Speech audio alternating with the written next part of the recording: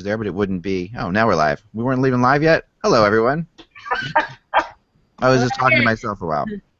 As I was saying before I was so rudely interrupted by the show actually going live, we had some technological issues, which is appropriate with what I was saying now. So there you have it. Yeah, if anybody can figure out why a microphone one day will work and then the next day won't. Yeah, Mike's haunted by the ghost of, I don't know. We got to find an old. Ghost of Casey Kasem. That's what it is. Casey Kasem. Yeah, so Mike's having issues with his mic, but it's working, and we can hear him. As long as we can hear you, Mike, we're good. You'll be okay. Yeah, exactly. So we have some news today, so let's get right into it. I'm going to start the show, and we'll go right from there, okay? Here we go.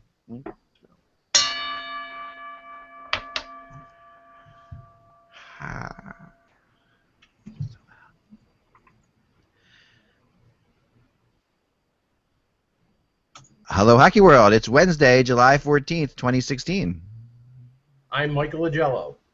I'm Jillian Fisher. I'm Russ Cohen from Sportsology. And I am Eklund, and you're watching the Hockey Buzzcast on HockeyBuzz.com. This is the podcast that comes to you every Monday through Friday at this time to fill you in on the hockey goings and goings. We do it all year long. We don't take summers off. We don't go to cabins in the middle of Ontario. We don't go to vacation places like that. We continue to bring you the news and talk about fun things all through the summer so that you can continue to get your hockey fix. Because, if you're like me, like I was listening to XM, which I listen to all the time, Sirius XM on the radio when I'm driving around. I'm listening to it, and somehow, I don't know how, but it got switched to the football station on XM. So I got back into my car. I'm driving, and they're talking about, Peyton Manning or something, and I thought it was just maybe some guest they had on or sport. I'm like just waiting, and then I found out they were actually talking football, and I was disgusted by that. We cannot talk football. So I had to change it right off that football station immediately. Why? Training camps are opening in 3 weeks. Yeah. It's like, yeah, but football, I mean, what the hell? I'll say one thing about football. There is one thing that's funny about it. Right now, they have redefined what a catch is for like the second or third straight season, and it's the most annoying thing because, like, it's literally, I wouldn't even try and read it to you. It's like 7 descriptions long. People have been having catches with their fathers and mothers for years. Do we have to define what a catch is now? Why? I mean, if the ball hits the ground, it's not a catch. You would think it's that simple, but it's not. It's so not in football. But here's the catch. Explain the catch. The worst part. This is the catch. The worst part about defining the catch is they never talk about the end zone where it's the biggest problem. So all these other things don't necessarily apply when a guy's in the end zone. And so I harken back to the days when you actually had to cross the line and be in the end zone to have a touchdown, but that no longer. This whole hold the ball out, play into the ball over I hate that. I know. I can't stand it. It makes me insane. That's not a touchdown. No. It's like someone could back the ball right out of your hand. I mean, you had to control the ball. I'm with you 100%. That you can touch the pin or whatever. That's ridiculous. Yeah. Yeah, I'm with you. So NFL's screwed up. We've already determined that. So just don't pay attention to them. Pay attention to this. This is hockey. This is what matters. I mean, it is. I get it. It's 16 fun things. The NFL's made for the modern sports world. It's it is what it is. You have 1 week to talk about every game. Except for the games are on a lot. They're on. You have college football Saturday. Yeah. You have football Thursday, Sunday, and Monday. It's only Tuesday and Wednesday that you don't have football. And that's so it's really just like a 5-day work week, like anything else. Yeah. It's like you have a weekend. Your football weekend is Tuesday. They cram all the games in on those days, so that's. Yeah, no, it's incredibly crazy. Let's get to some hard-hitting, fast-talking news here that we get into. I'm going to start with some quick hits, like Ben Scrivens, for example, who signed in the KHL today with the Dynamo Minsk team, which is not the Moscow Dynamo team. They're different Dynamos over there. I believe they're if I'm correct about that, right? Like the Dynamo Minsk is not the Moscow Dynamo. Right. No, it's Minsk. The Moscow Dynamo, is that the team that's folding too, I think? I understand. No, Anyway, we'll worry about that later. I mean, I know there was one Moscow team that folded up, but I wasn't sure if it was Dynamo, because Dynamo is a name that's been around for. Yeah, I know. I thought it was Dynamo, which I think which was why it struck me, because that's a very, like you say, Mike, that's like a real historic team. Right. It is. I mean, it goes back to when there were two teams basically in Russia. Okay, so we had some stuff. We're going to get into the Vegas stuff in a second and all that, but we also have some. Let me just touch on Scrivens for a second. Yeah, go ahead. Because once the Jonathan Bernier trade happened with Toronto and Anaheim, there was some talk about the Leafs going out and signing a backup goaltender. And if you looked at the free agent list, the two names that were most prominent were Jonas Enroth, former Sabres, Stars, and Kings backup, and Scrivens, who had been in Toronto once before. Yeah. There had been talk about him signing in the KHL. So, I mean, obviously, him signing there indicates that the Leafs showed little or no interest. I particularly think that the Leafs are probably going to trade for a goaltender rather than sign a free agent because they've got a lot of extra forwards and a couple extra defensemen, and I think they want to move out a pro contract for bringing in a pro contract. So I would look in the next 2 to 3 weeks for the Leafs to make some sort of deal for a goalie. Yeah. No, I could totally see that. And you know, we talked to Jen Scrivens last year on the show here, and you know, she's retired though from the Women's Hockey League, right? I saw a picture of her golfing, and I was wondering, was she golfing in Russia or was she golfing here in the States? Well, I saw her skating too recently, like picture of her skating on Instagram. Yeah, she went over. She may have gone to Russia to sort of help with women's hockey. She did something for women's hockey, but I can't remember where she was. Yeah. So she was doing that. But I got to tell you, she did the. She actually headed up the PR department for the NWHL during their whole. As she was playing, I loved it. She was really. And it was really, she was great. I have to tell you, she was really good. I know, she was really good. I agree completely. I guess she's not doing that this year. I don't know if she's doing that. I'm not sure. She probably can still do that from anywhere, pretty much. But I would imagine those two would want to stay together in the same place. They're a really tight couple. Yeah. I wouldn't think that they would want to be separated from Russia and North America. But because they're a really great couple, by the way. I think, you know, two of the, if you follow them even together, you'll see, if you follow either of them on Twitter, they're always, you know, they really went to the same school, they had the same occupation, like yeah, and they really just, they do everything together. They believe in the same causes. They're just a great, really interesting couple. And Minsk is for the 10th grade geography class. Minsk is the capital of Belarus, so he's not. It's you know, not exactly the. I mean, with the stuff that's going on in Ukraine right now, and a lot of the stuff going on in the Baltic states, it's not exactly the safest area in the world. But you know, I mean, right now Ben's just trying to extend his career, and you know, I wish him all the luck. Yeah, I think it's great. He's a great guy. Two Cornell people. I have a soft spot for Cornell. My wife went to Cornell, so I've been to many Cornell reunions. I know Cornell pretty well.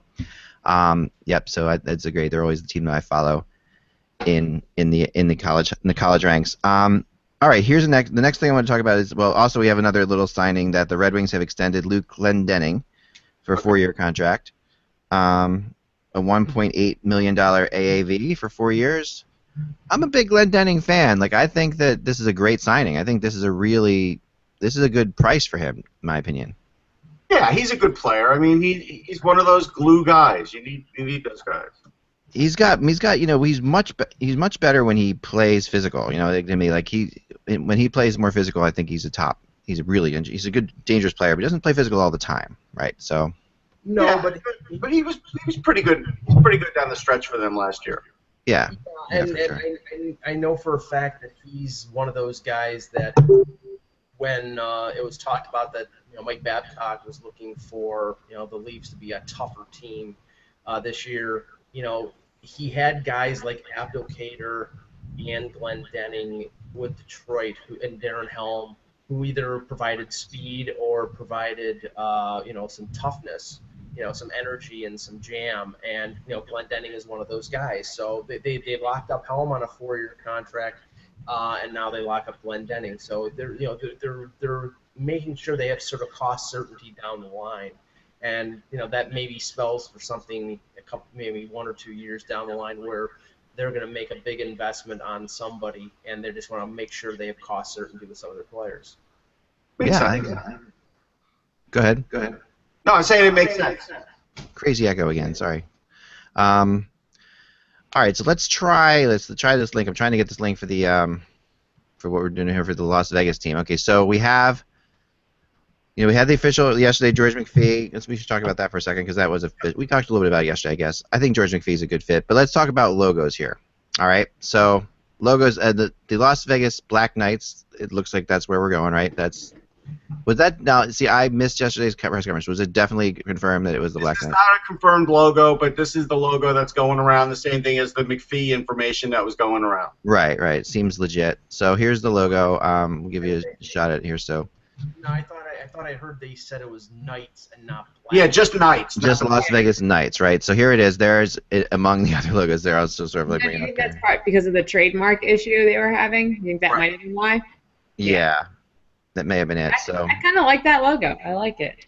It's the Boba Fett version. It is the Boba Fett version. Nice. I like that. I like it too. It's not terrible. I like the colors are pretty cool. Well, I thought it was going to be more like that orange almost looks like, yellow. That yellow almost looks like brown yellow. And I thought it was going to be more. I think it's gold. I thought it was supposed to be gold. It's like gold. It looks gold to me. It does look gold to me. It doesn't look gold to me, but then that could just be me. What color did the dress look like to you?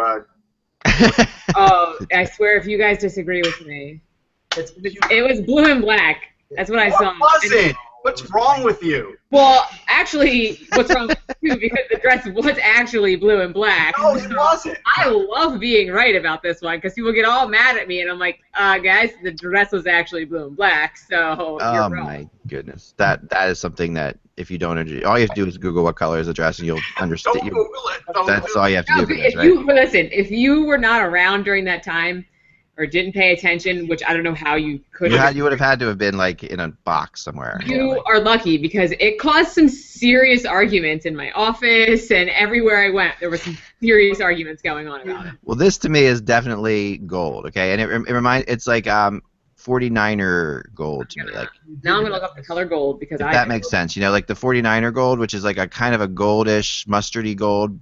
So there's yellow in it. Compared to it, like the color it's with also has an impact, which we learned from the blue and black dress. The color it's with has an impact on that. So it looks more like brown yellow instead of gold.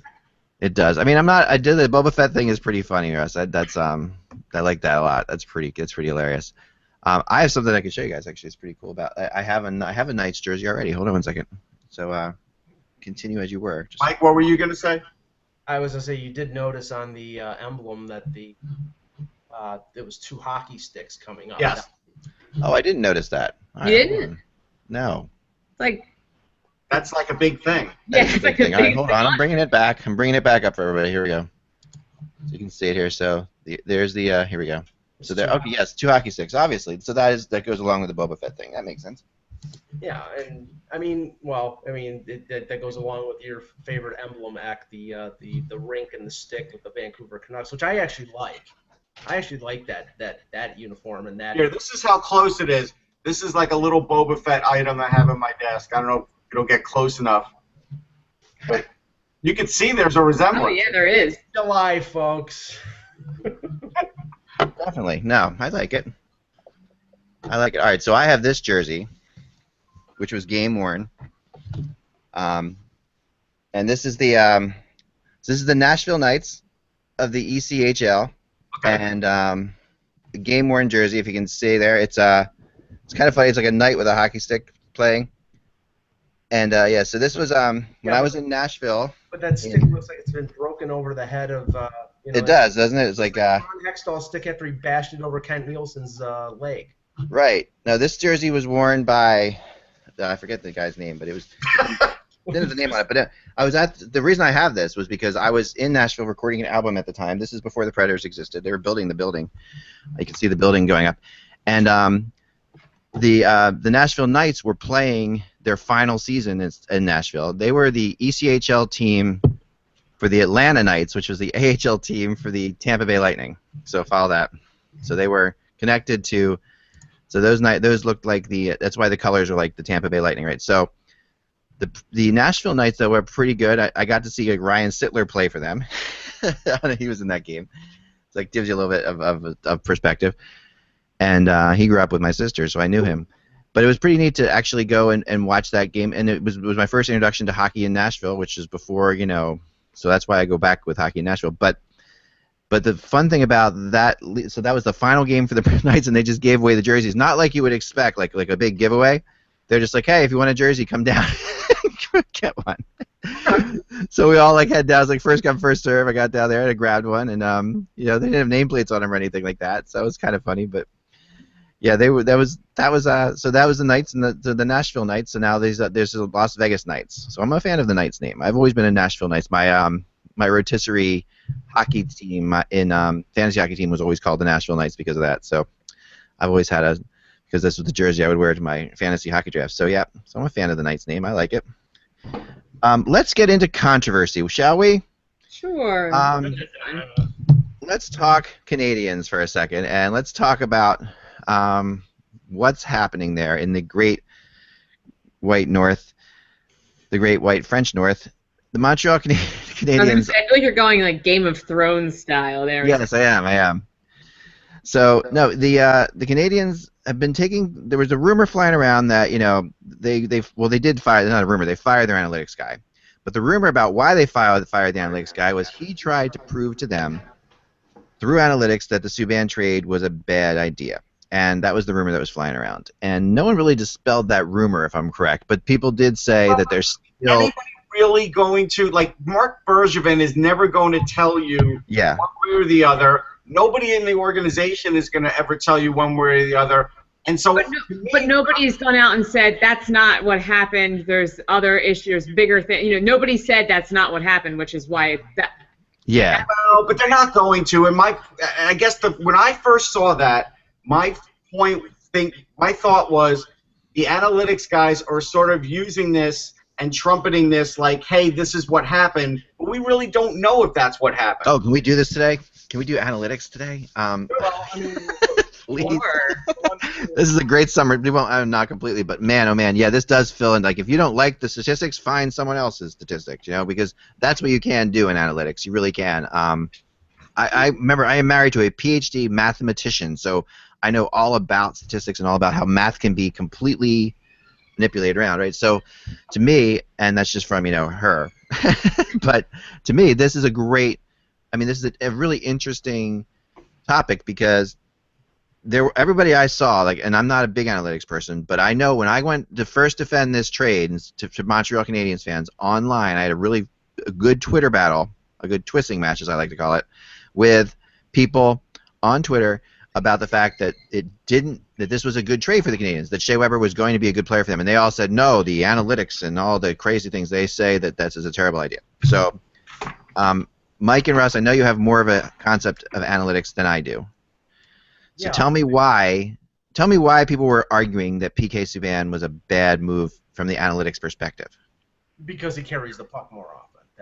Okay, so PK has the puck, so that concept of. But doesn't he also give the puck over a lot too? Which I'm not saying it might not be a huge. It's a great point, Jill. I back Jill's question. I don't have the numbers. That's the only thing is I don't have. I back Jill's question. If you the more you have the puck, the more you're going to give it up. I think that's obviously true, right? So. Is that true? And I don't have the numbers either, and I'm not an aficionado of analytics, so I'm not really comfortable arguing on the pro analytics side. But they're different type players, Right. So who cares if one has the puck more often than the other? The interesting thing is, most of the time they end up with a similar amount of points, the two of them, and Weber generally has more goals, and Subban doesn't. You could make the argument that Weber sets up a lot of other goals with his great shot, and then Subban does with his passing because it's better than Weber's passing. So, I think I don't want to say it's a wash because somebody will always prove that it's not, but it's pretty close to a wash. That Weber is more of the, I don't want to say an enforcer, but he's bigger. He's your force at the blue line where Subban represents speed. And for me, we watch the Penguins and speed win a cup. So if I'm looking at it that way, I'm looking at which way are we moving this team, because I thought we'd want to be moving it towards the speed side and not towards a player who's big at the blue line, who has a powerful shot, but is not going to be able to keep up with the fast teams, because that's what's important nowadays. Okay, I agree with what Jillian's saying there. Now, all that, the analytics part of it, okay, so the Corsi number, right, which is, I understand, is about puck possession, correct? It's mainly about puck possession? Anyway, you can hate on Corsi all you want, but the last two teams that have won the Cup, they have led the league in the Corsi. Right. And I don't think that this trade had anything to do with analytics. I think this trade had to do with the fact that PK Subban's contract was a no-move clause going July 1st. He may have been a very popular player with the fans. He may have been a very popular player with the media. But internally in the organization, and I'm not going to profess to know what the problem was, but there was some sort of problem there. And this was their last opportunity to move him out without the problem of him invoking the no-move clause to make a deal happen. So I think that is it. I mean, now the one thing about this whole analytics situation, the person whose contract was not renewed, to me, this shows, and a lot of NHL organizations, they have analytics departments, and I'm sure they play lip service to them. They take all their information, they take all their stats, and then when the door is closed, they say, screw this. We're just going to do what we want to do. We have to have the public perception of using analytics, but I think there's still that old boy network operating in the NHL where analytics is still looked upon skeptically, and I think that's the case. But couldn't you also say, because I know the Pens and the Hawks both rely on their analytics guys, and they were the last teams to win the Cup? No, but here's the thing. All right, so here's the thing about that. There's always this attachment after a team wins the Cup to prove in analytics that they were the best analytics teams, but yet these weren't the teams that went heavy on analytics. They weren't. Right. That doesn't necessarily. But there's a value to them. No. But the teams that went heavy on analytics haven't had a great success yet. These teams already had great players. Right. So if you want to say the Penguins analytics won for them, I'll tell you it was speed. I'll tell you it probably wasn't analytics. But if you want to tell me the Hawks won with analytics, I'll say no way. They just had the best players. Yeah, you're right, and that leads to the best analytics, of course, and all that, right. And that does tie into it. Right? But they weren't building their team on analytics. They were building their team on hockey. I have a question. If you look at things like Corsi, right, which we might hate that number sometimes, but it does prove to be important. If you're fast, you have more puck possession, and this goes back to analytics. Now, I'm the type of person who sees a balance, who sees, okay, if you have numbers, you have people, and there's two sides to that. You have the number side of it, but you also have the interpersonal stuff, which I think with the PK trade, I think you're seeing more of that. The comments made by the GM and the comments made in interviews with Subban that he just had on Sportsnet highlight that. Highlight that this came down to something that even if the analytics were 100% proving him wrong, he did not want him there. He didn't think it was good fit for the team and for where the team was going. Here's what I would say. I remember the Oilers were a team that went heavy into analytics. It hasn't helped them yet. The Leafs went heavy into analytics a year or two ago, right? It hasn't helped them yet. Well, Russ, I want Russ to talk about one of his really great points he brought up about analytics and prospects when you were talking about how it's really hard to compare the different numbers. That was something that I had never thought about before. I'll talk about that in a minute. Mike was going to say something first. Sorry, well, I mean, the thing is that, I can't talk about Edmonton because I think Edmonton pretty much has been a train wreck the last few years.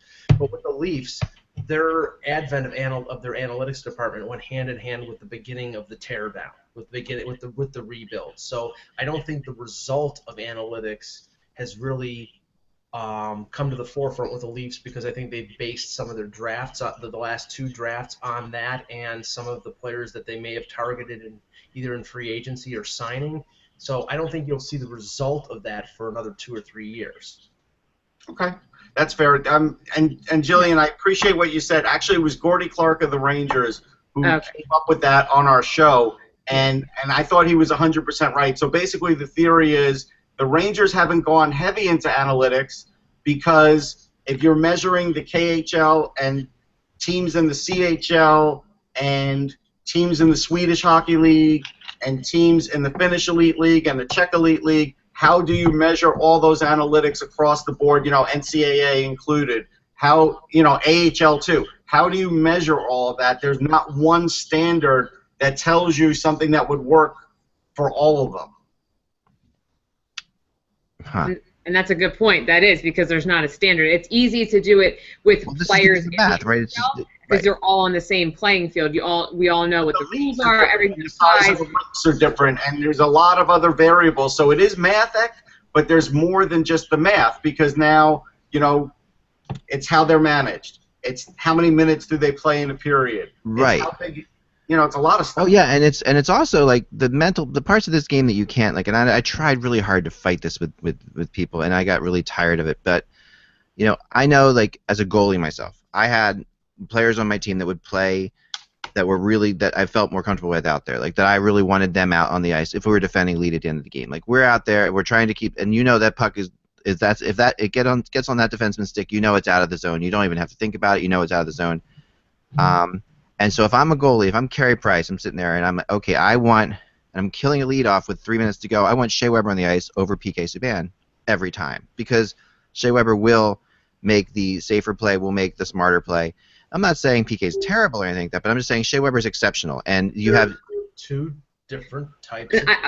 No, but I'm talking about specific circumstances. Okay, now if I have a power play, I want Shea Weber on the ice instead of PK Subban because Shea Weber he changes the entire power play.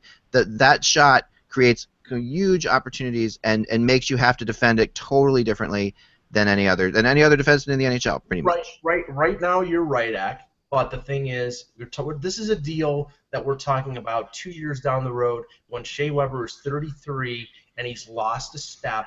PK Subban is 28 or 29, and he's still with it. He's still. And I understand, Mike, and I do know that that's logical. But at this end, hell with that logic. Because here's the thing. But wait, but I say that because look at people like Shea Weber is a physical specimen. To think he's going to be over the hill at 33 is crazy. I'm not saying over the hill. But he's even going to start to go down at 33. Well, everybody does. I mean, not everybody. And and especially some defensemen who are you're talking about one of the most in shape, most incredibly. I'm not disputing his. This is like Chris Pronger. Chris Pronger was perfectly solid after 33, and if his eyes don't go out, he's still playing probably till he's 40. Yeah. This is like something could happen like that to Shea Weber, PK Subban, of course, but I think Canadian fans don't realize what they're getting with the Shea Weber. There's a totally different. I think they do. I think they recognize his value. I do. I just think that they're very upset about losing PK Subban. Well, and I think that is, and like I said, there was a mourning period we talked about and I think that's normal. Like you mourn a player that you love, especially in Montreal. They love their players more than anybody else. And this is the example that I'll give you, but it's not exactly a complete comparative because the players are not the same, obviously. But in 1994, the Maple Leafs traded Wendell Clark, arguably the most popular player, first overall pick. He had scored 40-some-odd goals that year, his career season. They traded him to Quebec for Matt Sundin in a big blockbuster deal. That trade was viscerally hated by Toronto fans because they didn't care that Matt Sundin was the better player. Right. They cared that Wendell Clark was their favorite player, and the organization, in their minds, stabbed them in the back. Oh yeah, and I totally and. I want to say one thing real quick. Go ahead, Russ. If you tried to break down in their best years, who would have helped the New York Rangers more if they had come in their best year, Mark Messier or Wayne Gretzky? They went around their business totally different ways. Yep. They both got a lot of points. They both made players better. I'm sure there were analytics, if you go back and look at analytics, that would favor one over the other, but I think you'd still get to the same place with both of them. Well, and this reminds me, too, of just like, I know Ek had said something about this, too. There's certain players where you can have all of the analytics in the world, but there's just a player maybe you trust more or you want them in certain situations. And this is a non-hockey related reference, but I loved Ryan Howard as a Philadelphia Philly. But in clutch situations, he was the last person I wanted on the plate. When they were down, they were down in the series, the season was on the line. 3-2 count. The last person I wanted was Ryan Howard, and what did he do? He went out looking. So I would have rather have had any other player almost, and he could hit home runs. Horrific injury after that, but we don't want to talk about that. That's an excellent point. That's exactly what I'm saying, because what I'm saying here is that there are things, and you're exactly right. There are things that you can't judge from analytics, and there are things you can for sure. And analytics does. I think analytics comes in more into play in trades where you have third and fourth liners going for each other than it does when you have superstars going for each other. Because somebody actually tweeted, and I like this one. He said, the eye test helps you figure out who your top 6 forwards and 3D are. Analytics will help you determine your bottom 6 3D. So I'm 100% with that, because there are a lot of players in the NHL who are interchangeable. There are a lot, but there are some players who you cannot replace or change, and the only person you could have traded for either Shea Weber or PK Subban may have been PK Subban or Shea Weber. I mean, there are a couple others you could throw in there maybe, but there's maybe 10 defensemen in that realm that would have been possibly, like you could have said Carlson or there's certain players that would have been in that realm, right? These are Norris Trophy candidates every year. These are guys who are completely in there, and the things you have to take into account too. There's two things I think that analytics don't show. I'm going to PK. The first on PK.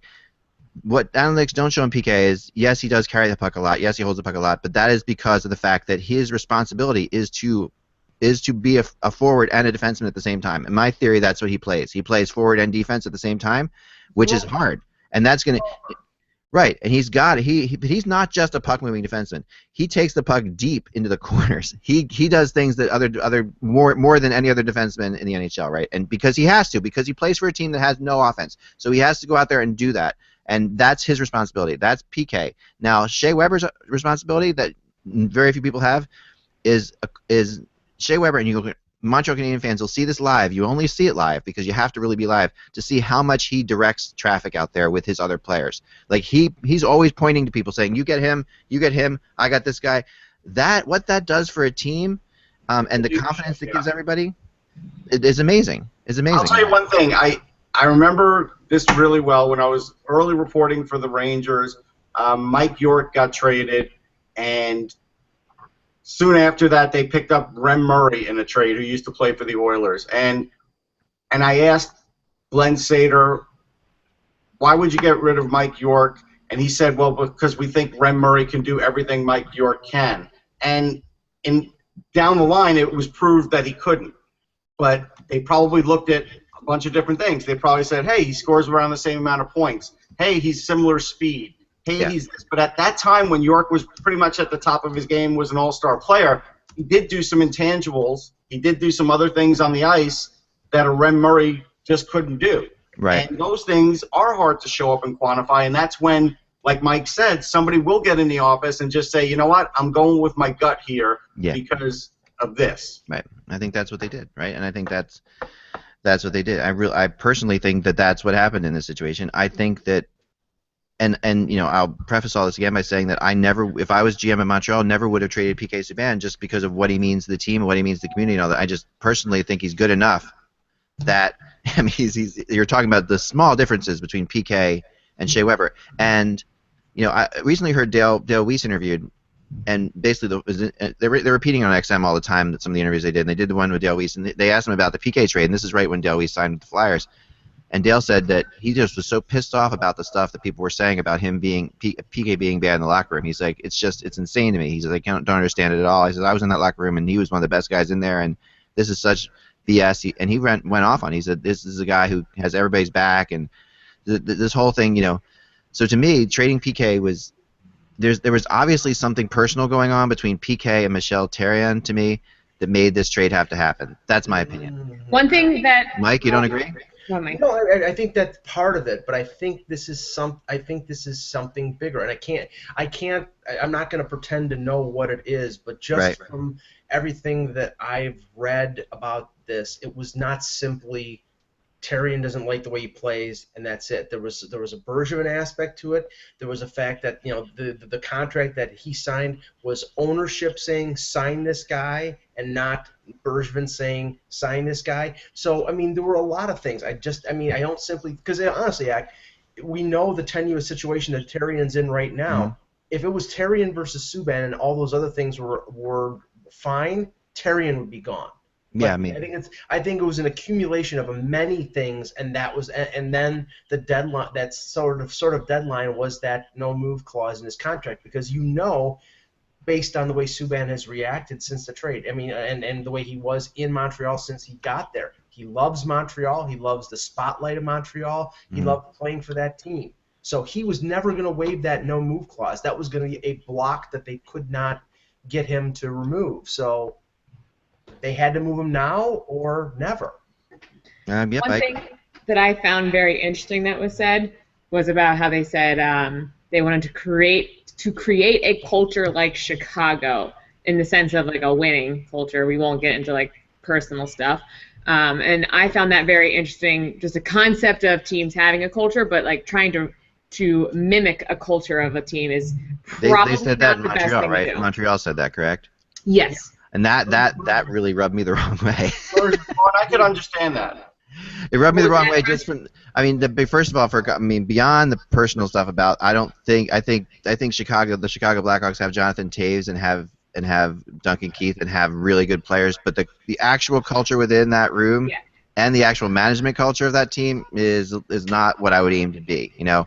But they've had success, and you can't get away from success. He said like he wants. This is the thing that was kind of telling to me was he said that he wanted his players when they lost to be like very upset about it, and I was like, these are all professionals. They play at a very high competitive level. If you think that they're not upset when they lose, you're kind of crazy, because they are. Like, I get upset when I don't catch a Pokemon. You guys saw. So, like, imagine how these players are when they lose big games. So, to me, that was telling. It was saying something to me that he felt that PK maybe was too busy with other things, and that's not the culture he wanted. He wanted players to kind of be all in on just this one thing, which is the team. You know, and PK has his personal brand. We have to remember, though, that Bergevin came from the Blackhawks, so he knows. That's an interesting point, Mike. It's an interesting point. I never really didn't think of that. You're right about that. But although he did come via Montreal, like he's Montreal to Chicago, back to Montreal, right, basically. But still, I agree with you. Like he really. This brings up a topic that I think is an interesting one to discuss for a second, and Russ, something that really you could address very well. And this has been something that's been mentioned more than twice in the last day or two to me, which is really strange how, you know, you don't hear anything ever mentioned that it mentioned like this. I think this is maybe 3 or 4 times. The concept of the millennial hockey player, all right? The concept of, you know what I mean? You're hearing this, I'm sure, now too. It's like this new catchphrase of like, okay, Subban's a millennial hockey player. Like this is the hockey player who's on Twitter, who's on Facebook, who's out and doing this thing. And versus the hockey culture, which we all know is way more proper than that. It's way more like, okay, you know, don't rock the boat, don't, you know, and all the stuff that happens with Evander Kane and all that stuff, you know, some of it's terrible, but is some of this also just because it's within the hockey culture terrible, or is it really terrible? You know, like that's baloney. It's absolute baloney. I mean, Wayne Gretzky was that way, but there wasn't Twitter, right? But he was in front of every camera. He was on every commercial. It never affected his play. Derek Sanderson was in New York. They're doing a movie on him because of all the media coverage he used to get. It didn't affect his play. Other things affected his play, but that didn't affect his play. It has nothing. This is just. But the millennial, there is something. A player like Sidney Crosby versus Ovechkin, or Sidney Crosby versus PK Subban. That's the difference. Is you could look at Crosby, who is he's got cameras on him all the time. You see him. He's doing endorsements, sponsorships. Doesn't affect his play, and he's not on Twitter or social media. And he kind of really abides by that culture, I feel. He really does. But then you have players like Subban or like other players who are on Twitter engaging with the fans and, you know, having a bit of a louder voice. It's not so much even social media or Twitter, because I know PK is on Twitter, but it's that. I mean, you have a guy like Paul Bissonnette. I mean, that's a guy who is a marginal player, but has made his bones as somebody, you know, biz nasty on social media. Right. Whereas PK is very media and fan friendly. He, you know, during the lockout, he was on Sportsnet. I mean, he's got a career in media after his career is over with. But I think that some of these organizations, they want these players to be like a Steven Stamkos or to be like Sidney Crosby, to just, you know, go A, B, C to the media, say what you have to say, get off, not have too much of an interaction, because they have a problem with the sort of new athlete being so involved that, you know, it becomes they think it's a distraction, but that's just something that they want to do. Yeah, I think you have to let a person be themselves. Now, if that runs them into trouble, if they run afoul on social media, then you have the right to say, you know what, you need to get off it. It's hurting you. But if nothing bad is going on, I think you let the player be themselves, because the minute the player stops being themselves, it hurts their play. Let them be themselves because it's good for the freaking league. They need interesting players. Here's where you get into the rub, Jill. There are people who think it's good, and there are people who don't think it's good for the league. So it's like, that's now fine. I think that they cannot think it's good, and hockey can become a dinosaur sport. That's no, fine. I know, and I'm not. And you're a millennial. You are a millennial. You're a millennial, which is interesting. Now we're not. We're Generation Xers, so it's like a completely different world, right? But we were like deadbeats, and you guys are all out there doing things. No, that's not. That's no, not. That's true. I mean, that's what it was. I mean, we were the Generation X. I mean, yeah, just watch Reality Bites. So. Hi, my name is Tyrannosaurus Rex. Hi. Right, but the whole thing is this, like, so there are teams, and when you say, Mike, about there being something bigger than Michel Therrien, that's where I start. There are still people that are, the Canadians are very much in touch with their old players. There's a lot of people that talk to the Canadians all the time. The owners are friendly with the guys who, are the legendary hallowed halls of the Montreal Canadiens, the guys who won 5, 6 Stanley Cups, whatever they want, that won enough Stanley Cups for 2 hands when you kick their coaching. Like every time Guy Lafleur mouths off in the press, he comes off sounding like a dinosaur, and I love Guy Lafleur. He does to us, but so think about this. Every time he mouths off in the press, think about how many times he mouths off to the Canadians themselves. Think about, like, we hear him once in a blue moon. He's probably saying 10 times to the Canadians. So all those people are throwing things about PK because he is different at them. Here's what I want to say. I think that played into this. Think about the Florida Panthers. They've experienced some success recently, and they're still not selling out their stadium for these games. Look at Toronto and basketball. It's a similar situation. Yeah. It's not a sport that you would think is traditionally going to be popular in Toronto. Right. They have found a way to make it work. They have found a way to reach the youth. They have found a way to reach that audience, which is the NHL needs to do, because guess what? That's going to be your audience going forward. You have to find a way to make it work. So when I say these things, it's not like I say the other way is bad, but I'm saying that if you're trying to market it and continue to grow and exist, you have to, whether you like it or not, because the NBA did it right. I completely agree, but there are people. I've heard them. Like Nashville does. Like Nashville's similar to the Raptors. They went out and they've done good stuff in the community, and also winning helps. I mean, the Raptors are when they win. That's why I use the Panthers as the example, because they have experience. But the Raptors have benefited, and they won't say this, but the Raptors benefited from the Leafs being one of the worst teams in the league the last 2 years.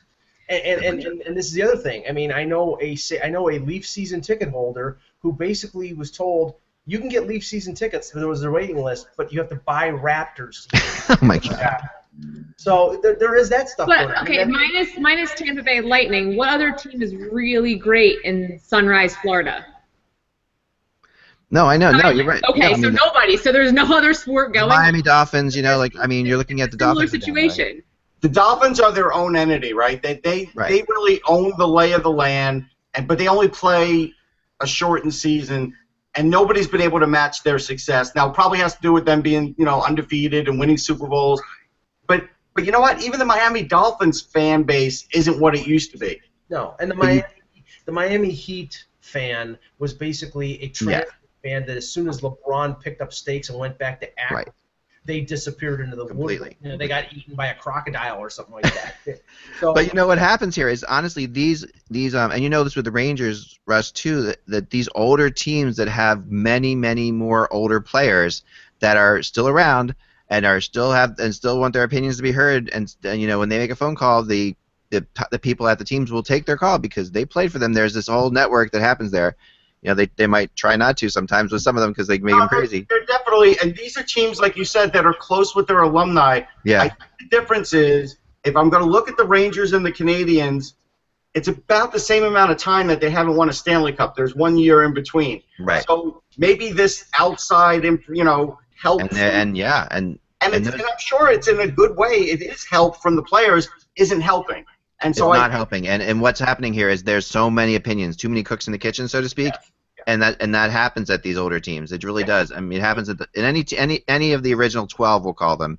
I think, have this, because you have the Flyers have it. The Flyers have so many alumni they're throwing opinions at them. I've talked to people in the organization. They're like, this guy won't stop calling us about our goaltending or whatever. These are old players. They get this constantly. Take into consideration the fact that the Canadians made the conference final 3 years ago, the quarterfinals 2 years ago, and then had one of the worst seasons in their history last year. Right. And how that affected everything in terms of, okay, there's got to be somebody to blame. And like I said, Price was out for the after November, was out for the rest of the year. They were one of the best teams in the league with him. When he goes down, PK Subban is their best player, and they are one of the worst teams. Psychologically, I'm sure that people thought, okay, he must not be that big of a difference maker because they were one of the worst teams with him in the lineup. How many people just flat out said that? How many people can say, well, you've said it even, Mike. I mean, people have said like the idea of, okay, well, they didn't win anything with PK, that kind of thing. Right. And it's like, but that's. I'm sure some uninformed people say that, but I don't think it's fair. No, I mean, because again, here's the thing, and the reason I say that is it's because Mike said it, right? No. I'm not saying it. I'm just saying that's bad. I know. It's a team sport, and I try and get this point across in so many things. You could say it about the NBA, about a player, and it's more true than in baseball or hockey and probably even soccer. But the idea is it takes more than just one player. One player is not going to make you win or lose, even if he's your best player. And so I never buy into that argument that, well, they're not winning because of him. It's not. It's bogus. Yeah, I'm going to be very interested to see how Arizona handles the next several years, because they have a young ownership group, they have a young general manager, they've got people who understand, what's going on now. There's not the pressure from the outside. Will they? I mean, they, like you said, it's great marketing. I mean, teams like Nashville, they understand that. I mean, I've talked to them about it. They know that it's great when one of their guys is out there on social media, Jill. They do, but the older teams. It's the same reason we can get, it's easier to get credentialed in Nashville than it is in Montreal, because in Montreal they don't need you. They know they're so entrenched in, we don't need social media. We don't need all they see that is something they can't control. That's how they see it. Go back to the Blackhawks until Rocky Wirtz took over and they decided to start showing home games on television and all those other things that were from the dark ages. Then they started to move on and get better as a franchise. You could get stuck in the mud with tradition. That's what I'm trying to say. And I always get frustrated when I hear like a non-traditional market, and I'm like, maybe it's new tradition. Maybe you should call it a new traditional market, because the non-traditional is maybe there's a reason the traditional is kind of becoming the old. There's a reason for it. I think some change should be embraced. I think some organizations are sort of being dragged kicking and screaming into the 21st century because they really they have to be aware of the prizes and the pitfalls of social media. I mean, you remember back in the day, a kid, Yuri Toulouse, former first-round pick of the Maple Leafs, didn't realize that, and I think it was Facebook, that if you posted a picture on Facebook, it was going to go on your profile, and he posted a picture of something that probably only his mom had seen up to that point. So, right. I mean, that's the thing. Now, the players are being trained. They're being told the do's and don'ts. But I think the organizations feel more comfortable with somebody who conforms to what they want rather than somebody who's got an ebullient personality like PK, who wants to be out there, who wants to be at the cutting edge of things. And that's the problem. They don't feel comfortable with a guy like that because they're not used to it. And my only thing is that they should be careful, because right now it is so entrenched in their culture. But when I went to Montreal, I went for soccer, and the people I were with didn't care about hockey, because guess what? It wasn't fun for them anymore. The new fan nowadays has access to every sport that they could possibly want to watch. Soccer is a quarter of the price.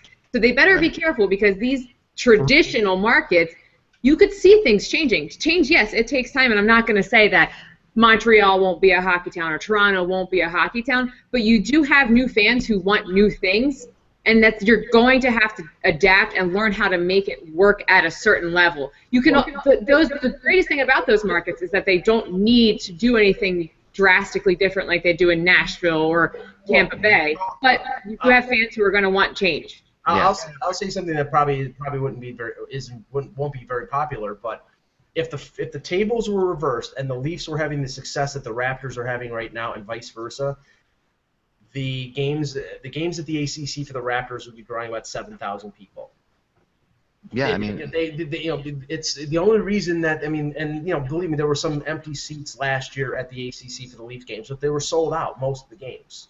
So for a 30th place team, now with the excitement of Austin Matthews, with the possibility of Mitch Marner being there, Nylander full time, even though that team probably will finish in the bottom 10 of the league because they're young and they're still transitioning, they're going to sell out every game. It'd be impossible to get tickets. Right. Whereas the Raptors, I mean, basketball is more popular. They're winning right now. But right now, if hockey is back in Toronto and exciting in Toronto, basketball is going to take a back seat. Oh, yeah. I'll just say this. I think the Leafs have an edge over someone like the Canadiens because they have youth coming. The Canadiens have some youth on their roster, but they just traded some more youth. And so, like, if I'm 20-something years old and PK was my favorite player, well, now who's my favorite player? Is it Carey Price? Okay, I mean, but Carey Price is in the middle of his career now. Is it Alex Galchenyuk? Okay, maybe that's a good one, but there's not a lot of guys for a young person to sort of connect with on the Canadiens now, and that's something they do have to worry about. Yeah. I would love to see the statistics of the average age of a season ticket holder in all 30 cities. Sure. That would be hilarious. Because that would you would see this more of what we're talking about. Like you would see that I bet you in Montreal it's 50 or around 50. And I would say in Toronto it's around 50. You're talking about people who had they've had tickets for 20 years, but they've been their families have been involved. They're leaving their season tickets in their right. So they're just staying, but a lot of them are still going in their 50s, 60s, 70s, and they're still going to these games. And when you go to we could talk about the other night, Paul McCartney was 10-year-olds and 50-year-olds, and 70-year-olds. You go to Nashville, the average price of a season ticket holder is probably in their 30s. Yeah. Because they're old enough to be able to afford a season ticket, but not, and that changes drastically, and that changes how you market. I mean, that you're marketing to totally different demographics. You're dealing with, but there is something that exists in hockey that those who cover it, that have been on the inside and know this thing, know that the culture exists in hockey that is very polite and very, I don't want to say frou-frou, but very much just along the lines of don't rock the boat at all.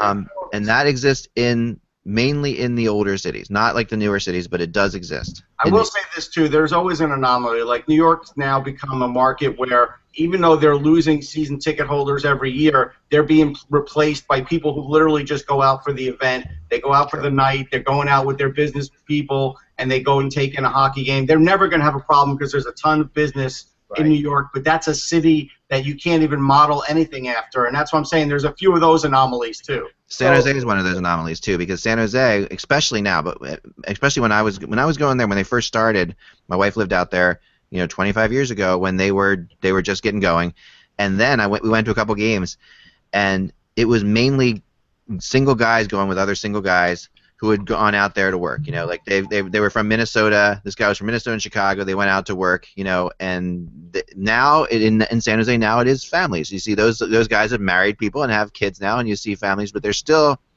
mainly in their 30s and 40s. And but at one time it was fascinating when they first started there. It really was not families. It was the only place you go in the NHL where you would rarely see a family. You would just see a bunch of guys who get together at work and they were all hockey fans from back east. Let's get tickets and go.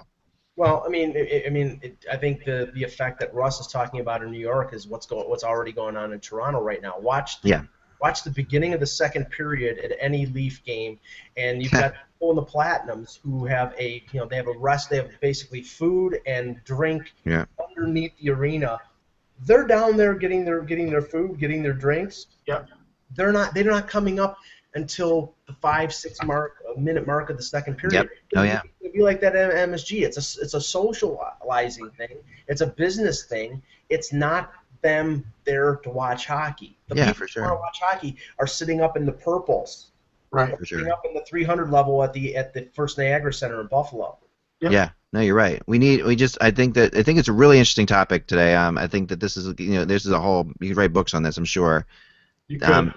Because I think the millennial hockey player versus the old school hockey attitude is a definitely and is no better example than PK Subban in Montreal. I mean, you can't get a more You can't get a bigger clash than that, right? That is exactly the ultimate millennial. I mean, and I think PK realizes this, which is why, when he does his charity thing, he chooses like the most wholesome charity thing you can possibly do, a children's hospital. I mean, he's like, listen, I'm not a terrible person. And then he gets attacked for it, and people question his motives for it. It's like, right. If you have to question why somebody's donating money to charity, maybe reevaluate why you have to think that way. Yeah. And maybe we can end with this. And I'm careful not to. I don't want to offend Nashville because I'm not trying to. But with the personality and the way PK is, would it have benefited the league to him to be in a major market like New York or Los Angeles or Chicago rather than a quote secondary market in Nashville? I don't think it matters. He makes the market wherever he is. I don't think it matters. I actually think it's better that he's in a smaller market, honestly. I think it's better because it makes more attention onto a smaller market team. I think, if anything, that's what it does. He's in a really interesting market because even though it's a smaller market, he's going to be surrounded by people that are still more famous than him. Like that's the weird thing. It's not hockey players, but there are a lot of famous people walking around Nashville. So that and so for him, the football team, as an example, is like. And I remember when I was in Nashville, barely anybody cares about their football team anymore. They do. They really don't. The Predators really have taken over that city. Yeah. And but more than that are these huge country stars, and so he'll be surrounded by people that are they're gonna love PK because they're gonna completely embrace him. That's the way they are there. And he'll be able to exist and be able to have fun. He's gonna love it there. I think. I really do. I think that at the end of the day, and I think the city will love him too. The city has always been very open, and the Predators are more than any other city I've covered. They just love. I mean, maybe just because of superstars that they have around there, they love stars. Like this is a star-based city. Paul Kariya was hugely popular there. Peter Forsberg, even though he was only there for half a year, there's still thousands of Forsberg jerseys when you walk around. They love superstars. And Shea Weber was a superstar, but he was theirs. And when it's your superstar, it's different than when you bring in Paul Kariya or Peter Forsberg or PK Subban. Now you're bringing in someone else's superstar, and that feels more like a real superstar than somebody who came up through your organization. So I think the Predators are going to just completely embrace him. Great topic today. Great show. Great thoughts. Before we go, tomorrow we're going to be doing our first ever Hockey Buzz Off the Record podcast, and this is available for those of you who subscribe to patreon.com/hockey for $5 or more. And we're up now to like $280 a month. We really appreciate you guys are doing a great job. We've only been going for 12, 13 days. That's great. So we really want to. So tomorrow, what's going to happen is we're going to do our normal show like we'd always do from 1 to 2, and then from 2. Well, we're going to make the normal show extra boring, right? That's right. We're not going to. Yeah, we're just going to talk about music. Right. Well, let's invite Ty. That'll do it. Poor Ty. Oh man, we got to get this Ty. There's a Ty battle now. Come on. Ty drew the line, man. So he can be with Stetler and anyway. Stetler and Waldorf. So true though. I mean, really. I heard Ty was going to be an Oompa Loompa on Broadway. I'm not sure if that's true, but I heard it. Are you referring to Ty's mentality or Ty's size? His size. Yes, Ty's a small bugger. But feisty in the corners apparently. Yeah. As a hockey player. So anyway, yeah. So but tomorrow, so if you subscribe to patreon.com/hockey for $5 a month or more, you'll get an invite. You'll get an invite tomorrow. And basically, right now, if you go to Patreon, you'll see patreon.com/hockey. You'll see a little post in there. Tomorrow there'll be another link that's posted. Right now, everyone can read that post. Tomorrow's link will only be able to be read if you're a subscriber, and that will have a special link to the show to watch. And what we're going to do is we're going to talk about all sorts of kind of some interesting rumors off the stuff. I'm going to go into my chart a little bit that's going on there, and I'm also going to talk a little bit about the upcoming series that I'm going to do on Hockey Buzz, which is called Unfinished Business. And I think this will be a topic for a lot of shows, but I'm going to go like team by team, talking about unfinished business. Like there's still stuff. I have a question about this. Somebody messaged me on Twitter and asked, that link, is it only good while it's live, or can someone watch it on demand later on? You will be able to watch it on demand later on, and we'll make it so you can. And so obviously, you can share the link with people too. But the idea of it is, not to. But we, and I think for the most part, it'll be available later on, or we may just do it live. I don't know. We'll start it with it being available there later on. I don't want people to have to watch it live. Or at least maybe it'll be available for a day or two, and then we'll take it down. That's right. That's what the person was getting at. Like, hey, I got to work at that time. Yeah. Go home that night and watch it. Yeah, for sure. So it'll be at least available through the weekend. We'll say that, so you can watch it at some point over the weekend. You have to have a second opportunity to watch our brilliance. Yes, exactly. You don't want to not just one time through. You'll miss all the subtleties that go on. Jillian will be out hunting Pokemon characters, but whatever. Yeah, no Jillian during the special show.